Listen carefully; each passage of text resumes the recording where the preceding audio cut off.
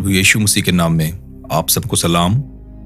कई मसीही लोग एक बहुत बड़ी गुमराही में जी रहे हैं कि इस्लाम भी तो क्रिश्चियनिटी का ही हिस्सा है, वह भी उस एक खुदा की इबादत करते हैं जिसकी हम करते हैं। कुरान और बाइबल की कहानियां भी तो सेम ही हैं। But are you sure? क्या आप गारंटी के साथ कह सकते हैं कि हाँ, जो स्टोरीज, जो वाक्य बाइबल में दिए गए हैं वो और कुरान में जो दिए गए हैं वो सेम है? देखिए, ऐसी बहुत सारी बातें, बहुत सारी चीजें हैं जो बाइबल में हराम बताई गई हैं। बाइबल में उन्हें सिन यानी पाप बताया गया है, जबकि कुरान में उन्हें हलाल बताया गया है। और कुछ स्टोरीज ऐसी हैं जो बाइबल में खुलकर बताई गई हैं, जबकि कुरान में मोहम्मद ने उन्हें तोड़ मोड़ कर अपने हिसाब से लिखवा दिया, सो दैट उसने जो कांड किए हैं उनको छिपा सके और सेम स्टोरीज लिखकर अपने आप को मसीहियों का और यहूदियों का हिस्सा भी बना ले। दूसरा शमूएल चैप्टर 11 से अगर आप पढ़ें तो वहां एक स्टोरी जानने को मिलती है। मैं वो स्टोरी आपको शॉर्ट और ब्रीफ में बता देता हूं। एक बार की बात है कि किंग डेविड, जिसको हिंदी या उर्दू में राजा दाऊद भी कहते हैं, उसने अपनी सेना को अमोनियों के खिलाफ लड़ने के लिए भेजा, लेकिन वह खुद अपने महल में ही रहा। जब वह अपनी छत पे घूम रहा था तो उसने देखा कि एक औरत अपने घर की छत पे स्नान कर रही है। किंग डेविड उस पे मोहित हो गया और अपने एक दास से पूछने पर दाऊद को पता चला कि वह उसके एक लॉयल और ईमानदार सिपाही ऊरिया की पत्नी है। दाऊद ने दास को बोलकर उस औरत को अपने पास बुला लिया, जिसका नाम बेतशेबा था।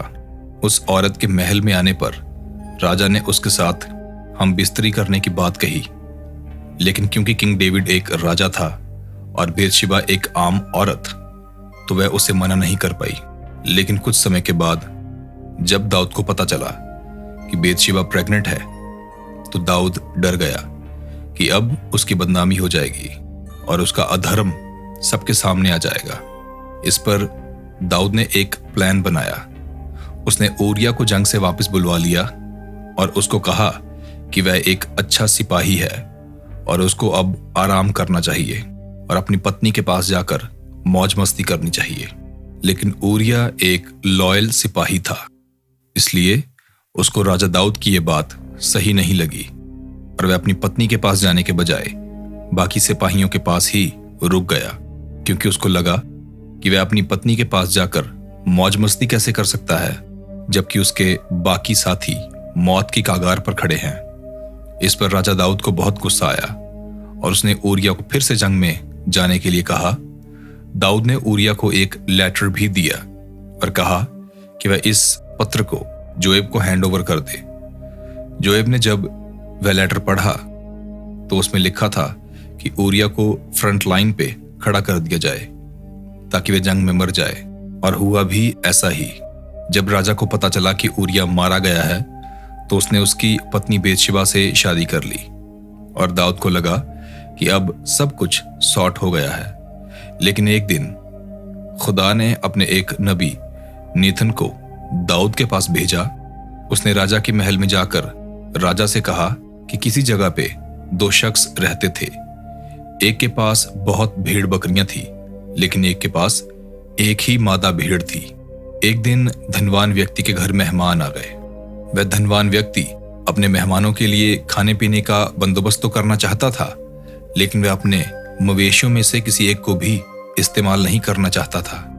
और उसने सोचा कि मैं उस व्यक्ति की भीड़ का इस्तेमाल कर लूं और अपने मेहमानों के लिए गोश्त तैयार कर लूं। और उसने ऐसा ही किया।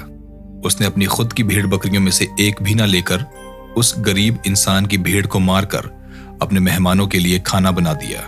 यह सुनकर राजा दाऊद ने कहा कि उस धनवान व्यक्ति को सजा जरूर मिलनी चाहिए। इस गुनाह के कारण उसको मरना होगा। इस गुनाह की अदायगी का उस धनवान व्यक्ति को 4 गुना मुआवजा भरना होगा। उस इंसान ने खुदा की नजर में एक बड़ा पाप किया है। इस पर नबी नेथन ने कहा कि वह धनवान व्यक्ति तुम हो। ये सुनकर राजा दाऊद को अपने द्वारा की गई गलती का एहसास हुआ और उसने खुदा के सामने माफी मांगी। खुदा ने उसके गुनाह को माफ तो कर दिया, लेकिन उसके गुनाह के कारण 4 गुना अदायगी को माफ नहीं किया।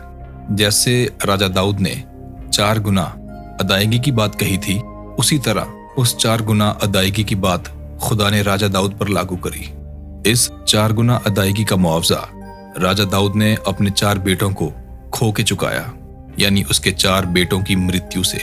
अब यही कहानी कुरान में भी लिखी है, लेकिन कहानी में थोड़ा ट्विस्ट है। कुरान की सूरा 7 चैप्टर 38 और वर्स 21 से 25 में लिखा है कि एक बार 2 शख्स दीवार फांद कर यानी वॉल को क्लाइम करके दाऊद के पास आए। राजा दाऊद उनको देखकर डर गया, लेकिन उन्होंने कहा कि राजा दाऊद, आप डरे ना, हम आपके पास एक मुकदमे के सही फैसले की ख्वाहिश लेके आए हैं। हम दोनों में से एक ने दूसरे पे ज्यादती की है। दोनों में से एक शख्स ने कहा कि मेरे भाई के पास 99 भेड़ें हैं और मेरे पास एक ही भेड़ है, लेकिन फिर भी मेरे भाई ने मेरी भेड़ जबरन ले ली। इस पर दाऊद ने कहा कि यकीनन उसने अपने भाई पर जुल्म किया है। फिर दाऊद ने जान लिया कि इसके द्वारा खुदा ने उसका इम्तिहान लिया है और उसने सजदे में गिरकर खुदा से माफी मांगी। अब आप एक चीज देखिए कि इस कहानी में एग्जैक्ट क्यों नहीं बताया गया कि दाऊद आखिर किस गुनाह की माफी मांग रहा है। मोहम्मद ने यह कहानी लिखवाते वक्त इस गुनाह को छुपा क्यों दिया? द रीजन इज, मोहम्मद ने खुद ऐसे कई गुनाह किए हैं और इससे भी ज्यादा कई बड़े बड़े गुनाह किए हैं, और अगर वो इस गुनाह को लिखवा देता तो ये चीज उसके खुद के गुनाहों से कॉन्ट्राडिक्ट हो जाता।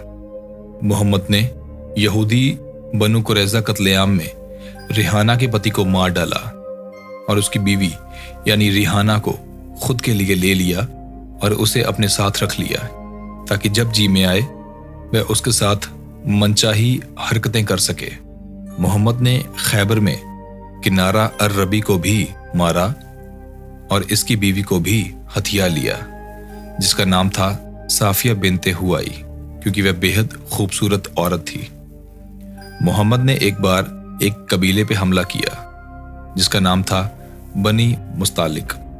इसके दौरान उसने मुस्तफ़ा इब्न सफवान को मार डाला और उसकी खूबसूरत बेवी जुवारिया बिन्त अल हरीस को लेकर उसके साथ निकाह कर लिया। यहाँ तक कि मोहम्मद का एक बेटा था जो उसका रियल असली बेटा तो नहीं था, लेकिन उसका मुंह बोला बेटा था जिसका नाम था जैद। लेकिन मोहम्मद की निगाह उसके इस बेटे की बीवी पर बहुत गंदी थी। वह इस बेटे की पत्नी को यानी अपनी बहू को भी हथिया लेना चाहता था और उसने ऐसा करा भी। उसने उसकी बीवी जैनब को हथिया लिया और फिर जैद को मुता जंग में जानबूझकर मरवा दिया। मोहम्मद के गुनाह डेविड से 1000 गुना ज्यादा थे, सो इसमें कोई हैरान की नहीं कि मोहम्मद डेविड के गुनाह का ब्यौरा क्यों नहीं देना चाहता था। बाइबल में 2 शमूएल 11 से 12 में नबी नेथन ने डेविड के गुनाहों की कड़ी आलोचना की, लेकिन क्योंकि डेविड विनम्र था तो उसने अपने गुनाहों को माना और तौबा करी।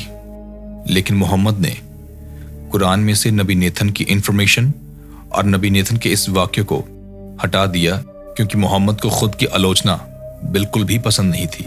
उसने उन सब को कुचल दिया जिसने मोहम्मद के खिलाफ आवाज उठाई, जैसे कि मोहम्मद ने अपने चेलों चपाटों से कहकर आसमा बिन मरवान का खून करवा दिया क्योंकि उसने मोहम्मद के खिलाफ एक पोयम लिखी थी।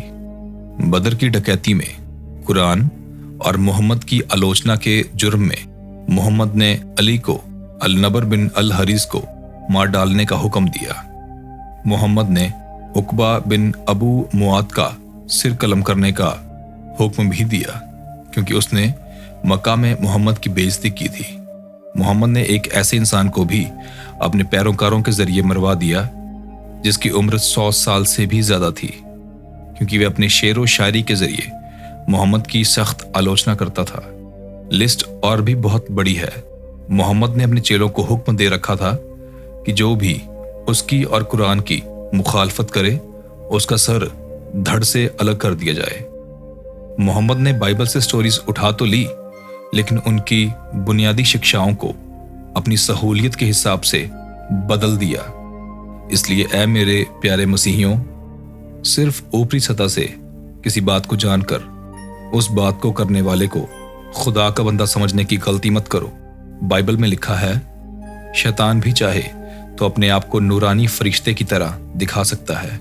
इस्लाम को मैंने मुकम्मल तौर पर एक्सपोज कर रखा है अपनी इस वीडियो में। लिंक आपको डिस्क्रिप्शन बॉक्स में और पहले कमेंट में पिन करा हुआ मिल जाएगा। अगर आपने वो वीडियो देख ली तो आपकी आंखें कुछ इस तरह से खुलेंगी कि आप खुद भी यकीन नहीं कर पाएंगे। अब मेरी एक पर्सनल रिक्वेस्ट, मेरी बहन सोनिया के लिए प्लीज दुआ कीजिए ताकि खुदा यहोवा उसको औलाद का सुख दे। आप अकेले बैठकर या अपनी फैमिली में बैठकर मेरी बहन सोनिया के लिए दुआ करना मत भूलिएगा। प्रभु यीशु मसीह के नाम में आप सबको सलामती मिले। आमीन।